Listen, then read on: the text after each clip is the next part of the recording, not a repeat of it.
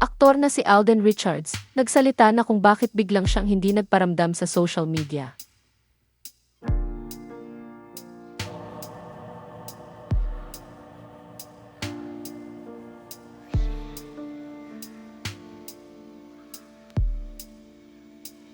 Nagsalita na ang Asia's multimedia star na si Alden Richards kung bakit bigla siyang hindi nagparamdam sa social media.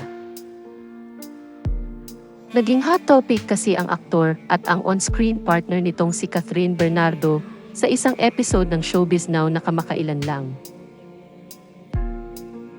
May kumakalat daw na chika na tila may pagbabago umano sa relasyon ni na Catherine at Alden na kung saan ay hindi na raw ganoong ka-close ang dalawa kagaya ng dati.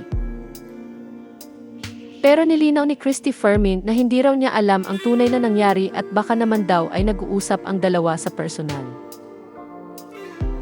Hindi nga ba't sinasabi, nagdededmahan na lang daw si Alden Richards at saka si Catherine Bernardo na hindi nga raw binati ni Alden.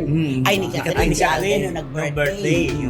Malay naman natin kung nag-usap naman yung dalawa ng sila lang, personal, di ba? Kaya naman sa ulat ni Ia Villania sa 24 oras nitong Huwebes, January 23, 2025, ay ibinahagi ng aktor ang dahilan kung bakit siya nag-social media break. Ayon kay Alden, 2 linggo na ang nakararaan nang pumanaw ang kanyang lolo.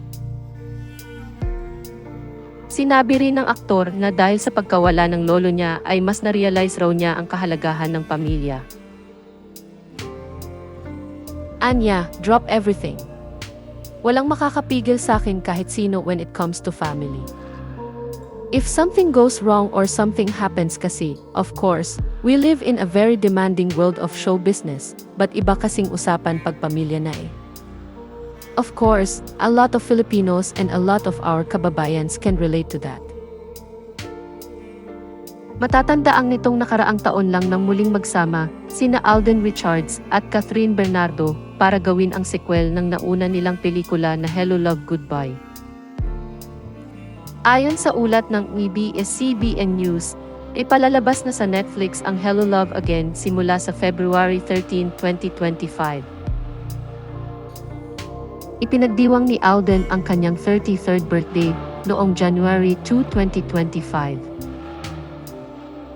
Isa ang aktor sa kapuso historical family drama series na Pulang Araw at nakasama niya sa naturang serye sina Sanya Lopez, David Licauco, Barbie Forteza at Dennis Trillo.